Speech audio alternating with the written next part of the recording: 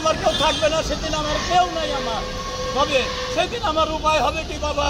তাই আমি ছাত্র বাবার কাছে অনুরোধ জানাই, ছাত্র বাবাদের এই দেশ মুক্ত করছে, তারা মুক্ত করছে এই দেশ, তার কাছে আমার অনুরোধ রইল আমি যদি স্বীকৃতিটা পাই, যদি আমি না পাই তাহলে ভাবুন যে এই দেশের কোনো সংস্কৃতি হয় নাই।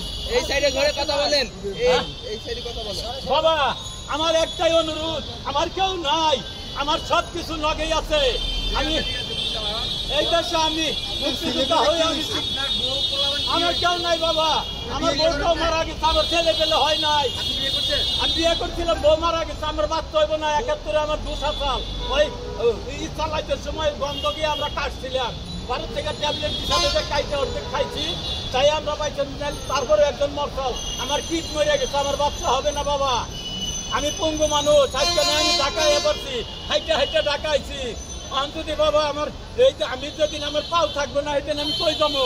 আজকে এত কষ্ট করে দেশ স্বাধীন করে যদি আমার খাওয়ান থেকে ভিক্ষা করে এই মাননীয় প্রধানমন্ত্রী আমার কোন সময় ডাকে নাই, তা আমার চিৎ করে ফলে আমার ইন্টারভিউ নেই, আমার উচ্চ প্রমাণ নেই, আমার মিথ্যা ধরতে পারলে আমাকে ফাঁসি দিয়ে দেয়, তাতে আমার কোনো দুঃখ নাই, কিন্তু আর জানি কেউ 2 নম্বরই না করে, আর যদি আমার ইংরেজ সঠিক হয়ে থাকে তাহলে আমি সরকারের কাছে, এই মানব প্রধানমন্ত্রীর কাছে, এই উপদেষ্টার কাছে আমার অনুরোধ রইল, আকুল আবেদন রইল বাবা, এইটাই আমার শেষ কথা। পরিচয়টা দেন, আপনার পরিচয় দেন। আমার পরিচয়, আমার বাড়ি মানিকগঞ্জ ডিস্ট্রিক্ট বাবা, আগে ঢাকা আসাল, মানিকগঞ্জ ডিস্ট্রিক্ট, উপজেলা এলো সাটুরিয়া, থানা সাটুরিয়া, গ্রাম বালিয়াটি। আমার নাম আনসার আলী শেখ, আমার বাবার নাম বানু শেখ, আমরা শেখ বংশ, তারপরেও ই করে নাই, নাম শেখ বংশ তো বহুত আছে, তাই কি আমার তো বাছাই করে নিব? শেখ বংশ থেকে ওই থানা কমান্ডার আমার তাই নাই, দেখছে তো ওরে দিব না, আরে না আমারই দিবি দেখে, আমারও বুঝুক প্রমাণের দিবি, আমি ওইলে দিবি নাইলে দিবি কে? আমি আমার দাবি আছে দেখে, তার মানে জয় পদক আছে, আমার সব সার্টিফিকেট আছে, আমি কেন পাবো না? আমি কি অপরাধ করছি 10 জনে পাইলে আমি পাবো না কেন? কেন পাবো না? এই দেশে বিচার নাই, এই দেশে বিচার নাই, খাইয়া পয়রা 4 পয়সা টাকারি বাবা, আমার আর জানে কুলাই না বাবা, আমি মানুষের দাঁড়ে দাঁড়ে ঘুরতে ঘুরতে আমার টাকা নাই, বউ নাই, পোলাপান নাই, আমার কেউ নাই। আপনি একটু আবার বলতে পারবেন মুক্তিযুদ্ধের জন্য আপনি যে গেছিলেন? আমি মুক্তিযুদ্ধের জন্য গেছিলাম, আমি দেশের জন্য গেছি, মা মাটির জন্মভূমির জন্য গেছি। ইন্ডিয়ার কোথায় ট্রেনিং?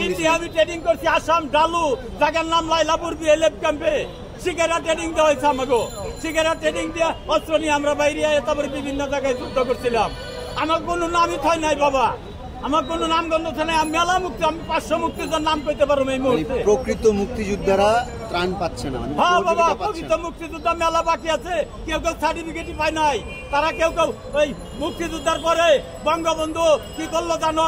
মুক্তিযোদ্ধা অস্ত্র জমা নিয়ে লক্ষ্মী বাহিনী গঠন করে মুক্তিযোদ্ধা মেয়েরা ভালো নেওয়ার ব্যবস্থা হয়েছিল, তার জন্য ওই সেনাবাহিনী মাইরা হালাইবো পাকিস্তানি, মুক্তিযোদ্ধা পরিচয় দিব না, এই কারণে আমরা ডরিয়ে পালাইছিলাম।